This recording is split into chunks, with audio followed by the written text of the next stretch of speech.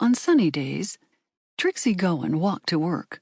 Rainy days, too, and even snowy ones, as long as the flakes were lazy and fat, floating harmlessly to land, intact, within the looping stitches of her scarf. It was by no means a short walk, nearly an hour each way, longer if she fell into strolling or pausing at shop windows or ducking in for a coffee. Walking often meant leaving or arriving home in the dark, and, in the deepest of winter, both. "You're going to get murdered," her mother said frequently. "I'm going to turn on the news one day, and there'll be a story about Trixie Gowan, 29, found strangled in an alley, and that awful driver's license picture on the television." "I'm not going to get murdered," Trixie would say, fully convinced that her mother dreaded the unflattering photograph more than the hypothetical scenario. "Walking keeps me in good shape. If someone tries to strangle me, I'll fight him off and start running."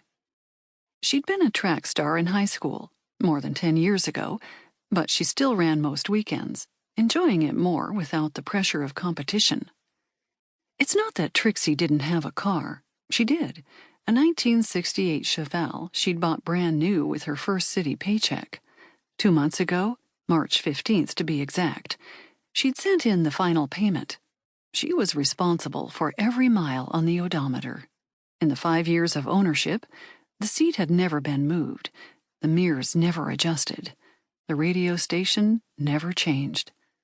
The passenger and back seats looked like they did the day Trixie drove it off the lot.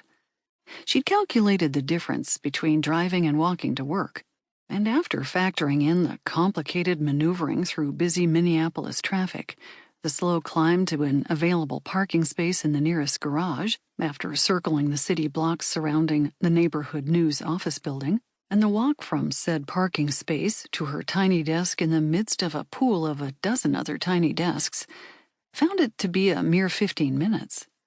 A brisk walk, without stops or a dreamy gait, could easily shave that down to 10, and 10 minutes wasn't worth the hassle. She'd been lucky enough to rent an apartment that came with a garage, and was happy to leave the Chevelle, secretly nicknamed Pumpkin, safely ensconced within. This morning, mid-June, was glorious. Everything about it demanded attention. She chose a dress that was floral, swingy, and sleeveless, and tossed a white cardigan in her bag for the office. She pulled her hair into a single loose braid, leaving soft tendrils free to frame her face. A new pair of pink Keds meant practical, fashionable comfort.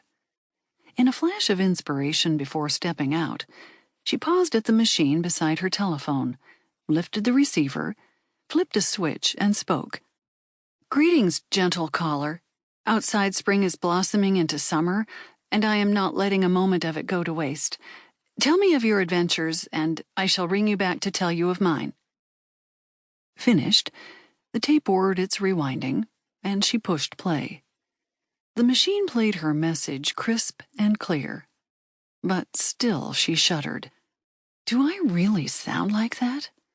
She'd expected something brighter?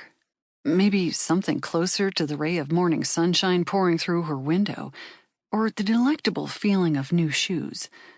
Something that might make the person on the other end smile, infected by such a cheerful message. But there it was, that familiar, flat quality. More like she was announcing the arrival of a train than the arrival of summer. All in all, it sounded silly. But it was late, and if she stayed home recording outgoing messages until she was satisfied, she'd miss work, and her new Keds and pretty dress would go to waste. "Goodbye, house," she said to the fat tabby cat sitting by the door, impatient for her to leave. "Remember, no girls and no parties while I'm gone." House responded with a disaffected yawn and went to licking one paw, his usual refuge from eye contact and communication. Outside, she switched her glasses for her sunglasses, each with a hefty prescription, and shouldered her bag. Her apartment was one of 3 created in a stately home in a historic neighborhood.